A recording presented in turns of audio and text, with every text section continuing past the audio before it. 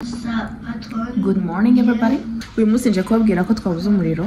Allo Pikachu. Twabuze umuriro guys.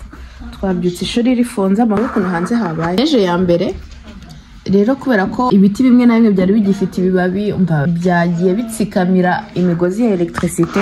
So ngiye kubereka ukuntu dusurvivinga when we don't have electricity. Mu Rwanda mufite chance iteye ubwoba. Uzi kubasha gutekera neza kumbaho. Just had an idea. Uzi ko umuntu yagenda akagura, uzi ko nagura barbecue ijyaho amakara. That would be a good idea actually. Oui, la lumière ça venu. Ouais. Hier on a prié et on a eu la lumière. Heureusement, parce que Dieu nous a écoutés. Et je le regarde. I hope ko mfite espace ihagije muri telefone kugira ngo mbashe kubakorera ka video kabereka uko biba bimeze. So ubu ngubu déjeuner y'abana ni iki? Ni umugati urimo shokora na jus. Kubera ko okay, nari kuba nabahaye amata ariko amata arakonje kandi mu nzu harakonje kubera bien sûr nta muriro dufite depuis 5 heures. So imbeho irimo iragenda yinjira buke buke. Imbeho irimo iragenda yinjira buke buke. Bye bye. Tu nous as déjà tout dit. Bye bye. À bientôt. Urumva? So imbeho irimo iragenda yinjira buke buke. Donc you guys nta nuko muri bumbona ngiye kubaha jus kubera yuko boni ko idakonje cyane kurusha amata yari mu frigo abakonje n'ikiso namushaka kubakonjesha kurushaho ngiye kubaha jus n'umugati urimo shokora. So today we are full on kuri masukari. Ubu ngubu yanza kwa mifite imbabura nta relying ku muriro ari kuba ngiye nkakorera abana igikoma ku makara cyangwa icyayi, you know. Ufite imbabura my friend ushobora guteka, ufite gaze ushobora guteka. Ngiye gaze ndayitinya inanga haba utunza twa gaze ariko ntago nizera kubera ibintu numvise mu Rwanda. So yeah, the kids are about to drink some juice and some bread, chocolate bread. You guys umugati nijye wabikoreye. Ngiye kujya mbereka amaresate y'ukuntu umuntu yikorera imigati, yikorera ibintu byose. So yeah, get ready. Mugati, so nashizemo chocolat. Les feux. Yes, we can cook anything. Nakundi. Si mamie, ça revenait, c'est parti. Eh oui. Bon, je vous laisse manger votre déjeuner plein de sucre. You guys. Hano harimo imyenda narindi kumesa nijoro. So, yeah. Nagutegereza. Mwayibonye? Neje ya mbere muturebere dega dukoreye. Neje ya mbere my friend. Kubara uteguye kuko mwari hafi kuza. Ngewe neje yamfashe ntaranagura ntuza y'abana niraye mbona idatangira iveri na neje niki mbona bidatangira nari ntaragura manto z'abana nari ntaragura kubera izo bari bafite ubushize narazitaye umva naraye njya kuzishaka uwo munsi nari ntaragura pantalon de neige n'ibiki naraye njya kuzishaka niruka umva kubera ko flex yo kwatsitara nari ngiye kwatsitara kamera ukuntu ngiye koga ngiye koga ku gatoroshi dara hejuru nashyizemo agatoroshi. So yep, let's take a shower. Ngiye guprofita amazi ya nyuma ashyushye ngiye koga. Abantu bari mwaho barihangana but I cannot spend the whole day ntoze. I'm about to take a shower kabisa. That's all. Tabereka uko byifashe uko umunsi ugenda wavansa.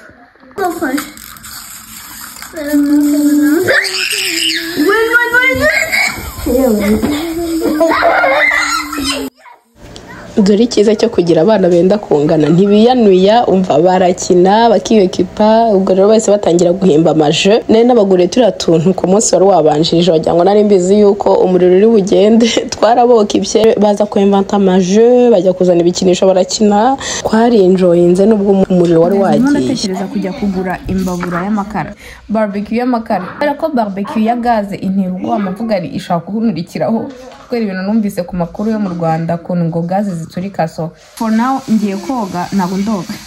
For now ngiye kujya koga hanyuma mbere yuko n'abantu batangira gukoresha amazi cyane agashira muri robine parce que ndi butegerezeho gatoya cyangwa asubira kuryama. No, ndahita njya gusenga, ngomba gusenga depuis tout à l'heure, depuis que nabyutse umutima uri kumbwira gusenga ariko umva niyo sindasenga vraiment. Hari ukuntu umutima uba wicaye uvuga ngo ubuse njye gusenga, ubuse njyeyo ugakomeza uzenguruka aho ngaho. Ejo bundi hari ukuntu byambayeho mita nyine nyaha ako kanya, nawe nibikubaho ugiye tucyaha uvuga ati umwuka wose uri kumbuza gusenga muri aka kanya, umwuka wose uri kumbera resistance ngo sinsenge, ndawirukanye mu izina rya Yesu. Kandi ugagarara muri autorité wahawe n'amaraso ya Yesu. Hari ukuntu tutajya tumenya imbaraga dufite mu izina rya Yesu. It's time to practice, tugakoresha imbaraga twahawe mu izina rya Yesu. Umuriro n'ubutaragaruka ndahita njya kuryama, ndongera mbyuke tujya gushaka ibyo kurya bya saa sita kuko there's no food for today. Like nagura kongera guha abana ibintu birimo amasukari gusa, nshobora kubaha amaju, but say for how long are they gonna survive kuri jus, you know, kuri jus n'imigati irimo sukari. Twagiye kandi koga ndaza kubabwira uko bigenda bigaruka. Cyakoze biri kubatera gukina biri kubatera gukina nta bintu byo kuvuga ngo televiziyo ngwiki doruri ari kwibagirwa katsatara gera film. Tuzane umunsi wose wo kubaho nta muriro dufite muri Canada. Inzu yatangiye gukonja already kubyumva. So yakubura umuriro muri iveri ni danger guys. Iyaza kuba nta neje iri hanze cyangwa se ari muri ete, umva twari kuba tugiye tugashaka ahantu tujya guciringa ikaba fete ahubwo kugira ngo ibi ikibazo cy'umuriro. Kubu ngubu umva il fait tellement froid, littéralement hanze hameze nko muri frigo. Kubura umuriro muri Canada, niba uri mu Rwanda ukabura umuriro uzajye wibwira uti mva hari ikindi gihugu biri pire ke hano. Ufite option yo gutekera ku makara n'umugisha, niba ufite option yo kudakonjerwa cyane urumva nta bintu by'amashofaje mukeneye niki. Update guys, mfite itara hano, umuriro nturagaruka, ni saa 9. Akamereke tona nsigaye nkoresha ni iyi ngiyi. Iyo ugeze mu myaka 30 ni ingahe ufite melanine nk'iyo mfite, you need to take care of your face. Actually not even ufite melanine, like wow ufite melanine utayifite you need to take care of your face. Uri umugabo uri umugore. Toner ni cyo kintu cya mbere nashyize muri skin care yanjye.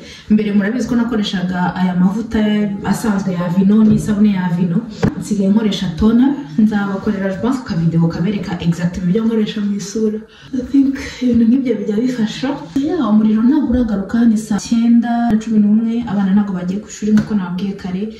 So turi kwitegura tugiye kujya ku belle famille kubera ko bo bafite cuisinière ikora mu gihe tudafite umuriro. Iyo hatari umuriro bo bafite cuisinière yabirakora, so tugiye gushaka ubuhungiro. Mbega c'est ça. Ikintu najya ngo mbereke ku bantu bari muri Montreal, ndajya ngo mbashishikarize kugura rino tara. Muzaye kurira muri Costco kambegereze nimeze gutya. You guys, iri tara rikorana n'imirasire y'izuba, ushobora kurisharja ku mirasire y'izuba, hanyuma ushobora kuricomeka kuri electricité bikagumana umuriro. Uyu munsi nijye twakoresheje, murabibona ko muri dushe yanjye nta dirishya ririmo ngo mfungure hinjiza urumuri rwo hanze. Nkoresha rino tara nyine, ariko nyine riraka. Iyi ni level yo hasi, sinzi ukuntu bazamura urumuri, nabonye niba uzi ukuntu bazamura urumuri, ariko urunguru ruri the lowest. So like iyo wakije ushaka ukeka ko mu nzu harimo electricity. Twagondetse inzu yakonje, but it's okay, we are fine. Yeshama bigena mu bitambaro. This time I feel like I need to enjoy my hair. So ko umusatsi wakuze, I need to start to enjoy umusatsi wanjye. Most of the times ntabwo manyene gukora ibintu bya hatari ku musatsi wa naturel. Ushyiramo amazi tout simplement. Aya macupa murayazi, dore ukuntu apurize. Nimushaka ko nyabagurisha muzambwire. Ngiye kujya nyagurisha ku bantu bashaka. Donc ndashaka kuza kubakorera ndimo ndabitravaya hontuka. Mwitegure ibintu biryoshye cyane muri iyi minsi ngiye kubagezaho kabisa, ibintu byiza bizajya bibafasha muri routine yanyu y'imisatsi ya naturel. iri cupa uraripurizisha ukabona amazi ahise ajya mu musatsi hose. Donc en tout cas nzaribereka neza habona za kubereka uko bigenda bimera. Kuva mu gitondo twari turi mu buriri, twafashe ama snacks, abana baje twese tujya mu buriri, turavuga turapapota, turasinzira. Umva hari igihe umuriro ugenda, hari umungu wanjye turangije ibyo byose, turangije kureba amampu z'amavideo, tumaze kuganira, tumaze kwicarana mu cyumba nk'amasaha menshi batubaza ibibazo tubasubiza. Umungu wanjye yahise avuga ngo papa, ngo abwira pere wenyine ngo papa, même s'il y avait pas d'électricité, on a quand même passé une journée très cool. I was like, yeah, this is what we needed. Like sometimes ushobora kuvuga ngo umuriro uragiye, ariko ugahita ubiprofitiramo, ukaba ari cyo gihe cyo kuganira n'abana bawe, ukava kuri telefone, ukava kubiturangaza ubusanzwe kuri televiziyo, you know. Sometimes iyo biriwe mu rugo, normally iyo biriwe mu rugo ni ukubyuka umukobwa wanjye aza kumbwira mama je peux allumer la télé, bitavuze ko nayimumenyereje cyane, ariko umwana nyine naturellement ufite televiziyo mu rugo, of course umwana ari bushake kureba TV. Me uyu munsi ko babyutse umuriro ntaho hari, baje turapapota, turaganira, ndabagaburira, barya bihuta, bararangiza, baraza. Byari byiza cyane nubwo twari twabuze umuriro. So yagaze ntabwo nshaka gutinda cyane, reka nihute ntaza kubatinza. Okay, turakomeza tuganire uko amasaha agenda yigira imbere. Agatadowa kanjye mu by'ukuri iri tara ryo ryari ritumye ngaruka kubaha aka update kihuse. Look at this. Ahubwo iri ni ndo nzajya ndikoresha na video mu buzima busanzwe. Hari n'umuriro. Reba. Can you imagine? And ushobora kuryatsa nyine ifite 3 niveau. Iyi ni niveau yo hasi yanyuma. Wibaza iya kabiri noneho wese encore plus, iya gatatu c'est encore plus. Urebeye hanze wagira ngo umuntu afite urumuri, afite umuriro, afite generatrice cyangwa generator mu nzu. Ok, vas-y. Oh, ça peut faire de la lumière comme ça? Aha ngaha ni max. Maintenant monte. Iyi ni max guys, iyi ni maximum. Reba iratsa inzu yose. Hanyuma iyi ni middle. Iyi ngiyi niyo nari ndi gukoresha ndi muri douche. Red one. Red one means that it's turning off. So yeah guys, ku bantu bari hano muri Canada, turabisiga hano kamsa nitwinjira just in case. On part avec? Okay. Nakoze hano. Ahangaha nakoze ibikapu tugiye kujyana. Hano harimo ibintu ndi bukoresha amakrepe, ngiye kujyara nkora amakrepe. Hano harimo ibiryo, harimo amashaza n'isosi, tukandaza kubereka, harimo na nido, harimo ibintu bitandukanye turi buze gukenera. Aka ngaka na gastand kanjye. Ariko nyine karafasha bya hatari. Ndaza kubereka neza ningerayo, reka nitegure tujye. Tu vlogs les chaises, tu vlogs tout, tu vlogs la table. You guys, murabona ukuntu hari ahantu hameze ni hasa neza. Hanze hari neje yuzuye, ariko bakara akazuba kazamutse hejuru kwese kabigira byiza cyane. Can you imagine how God can create? It's beautiful. Ahubwo muri kamera ntimuri kubibona neza. Wow. Neje yerekeye aho kugwa. Ariko changement de programme. Karira yavugije ndi kubabwira ko tugiye kuva hano tukajya kwa belle famille gushaka ubuhungiro, ariko finalement ntago ariko byagenze, byabaye bihindutse. So nakomanze pizza niza ndabereka. Siye kurya pizza, twakomeje twezita ngo turashaka kurya ibintu biri sante. None at this point we're gonna eat some pizza. You want cheese? No, I don't want cheese. It's too cold for me. Turimo turarya ibingibi anata. Cheese, chicken, twahisemo gufata ama snacks kuva mu gitondo. Aha rero twari tugeze kwa belle famille. Finalement twaje kujyayo, iriya umwana afite mu ntoki ni pizza. Twaje kujyayo, urumva twarakomanze pizza, turayitegereza iraza, hanyuma tuza kujya ku babyeyi. Ariko murebe ukuntu hanze hasaga, hari hijimye, quartier yose yijimye. Umva mana yanjye.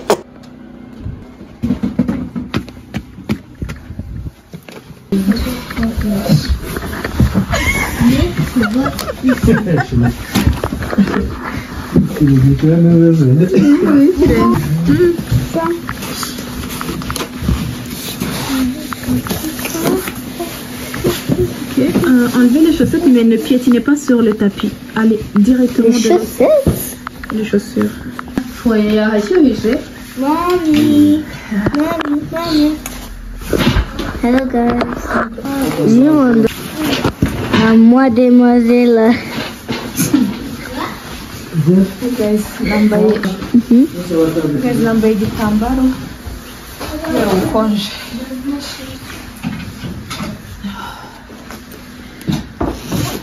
Umukobwa wanjye arimo anafilme.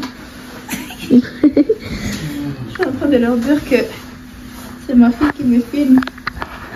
C'est maman. Camaro, non? Au bras. Voyons. Quel genre de filmographie ça? Hano hari foyer. Ahangaha rero nari ndi gutegura ifu yo gukora igikoma. Ubusanzwe si iyi ngiyi nkoresha, ariko iyanjye nari nayibagiwe. Bibaze ko nibutse ibintu byose ariko nkibagirwa ifu y'igikoma. Rero hano nari ngiye gukora igikoma cya semoule. Uko nguko rero niko twatsa cuisiniere iyo umuriro wagiye, cuisiniere ya gaz. Izi cuisiniere ndazikunda, numva kera ningura inzu, nako ntago ari kera, in Jesus name. Ningura inzu izaba ifite ifuru ya gaz, mbari n'ifuru ya gaz. Tuka cuisiniere ya gaz ngewe rwose mba niyo gahunda mfite, kubera yuko ukuntu nabonye bifasha iyo umuntu yabuze umuriro.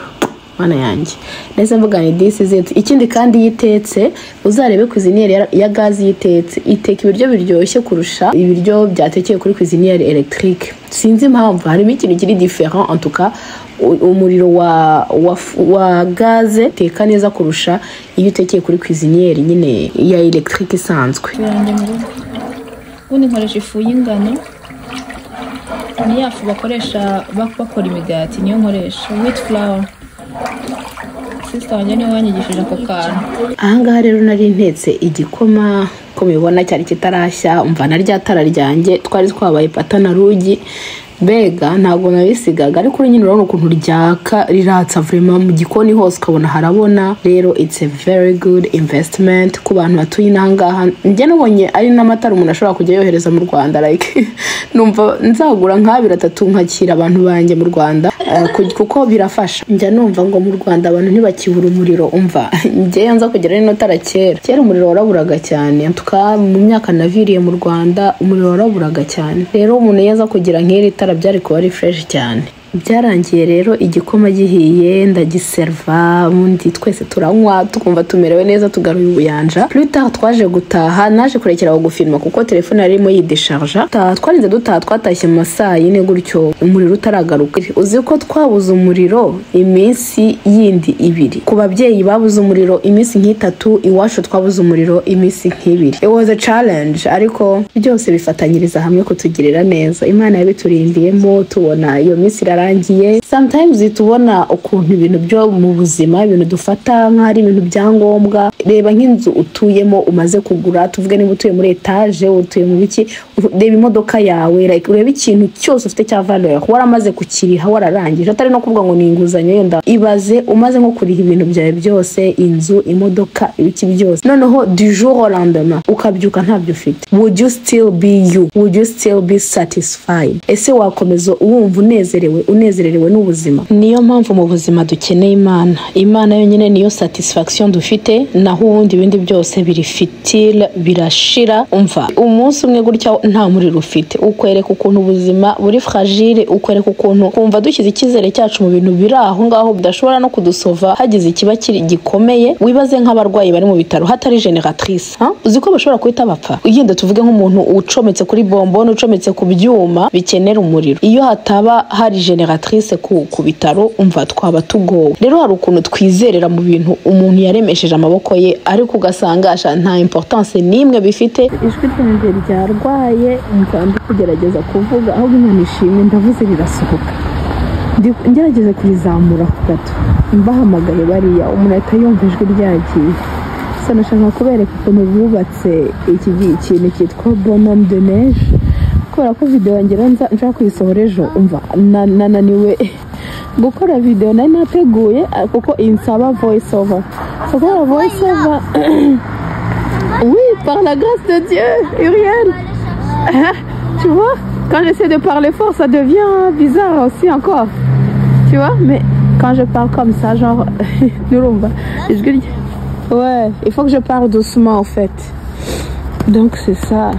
Urumva ko nawe aratunguwe kumva ijwi ryanjye rivuze n'ukuri mu kanya tugeze ku mwarimu w'uyu muhungu aransuhuza sinabasha kumusubiza mvuga nyine nari mfite akajwi k'inyoni niyo ndavugira hejuru ariko nk'ubu mfashe kano kavideo ariko reka mba ibintu by'Imana ni danje antuka nari ngiye kujya mu yindi story ariko Imana ishimwe ko mbashije byibuza gukora kano kavideo karangiza ino vlog nayo nabateguriye. So guys, nje kubasezera nje kubabwira ngo merci beaucoup kuba mwararebye ino video mukageza ku musozo. Uba ntimwite ku kuntu nsa kuko muri winter murabizi ko hano nta muntu uba witeye ku wundi. Tuza dusuko twishakiye igitambaro ku mutwe imisatsi wapi uretse ya bonhomme de neige bubatse nta kindi cyo gifite imisatsi iri hanze. Ngiye kujya postinga ku wa kane no ku cyumweru. So by the grace of Jesus Christ, by the grace of God, nzabishobora. This time I'm gonna do it, but I'm gonna do it with God. Okay?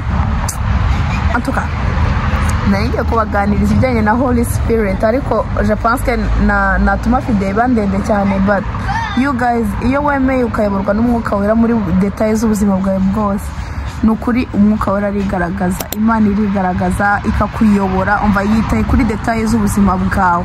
That's the only thing I can say right now. Yivugishe nk'inshuti magara, ibintu wabwira inshuti magara, ibintu wibwira ubwawe bari byubwira n'Imana, bari byiganiriza, uyibwira uko umutima wawe uhagaze, uba umwana kuri yo, like nkuko aba bana banje bashaka kuzakambwira ibintu yenda umuntu mukuru yareba akavuga ngo nta bwenge burimo. Imana ibishaka ko tuyitwaraho nkuko aba bana banje banyitwaraho, ibishaka ko tuyitwaraho, tuyiteteho, you know, tuyiteteho even more tuyiteteho, ntitube disrespectful ariko tuyiteteho nk'abana mu rugo. Iryo niryo jambo ngusiganye. I hope you enjoyed this video and I'm gonna see you guys next video izasohoka dimanche. So ubungu tugiye kujya duhana rendezvous buri wa kane na buri ku cyumweru. Bizu Uwiteka akomeza abagirire neza abarinde. Bye bye.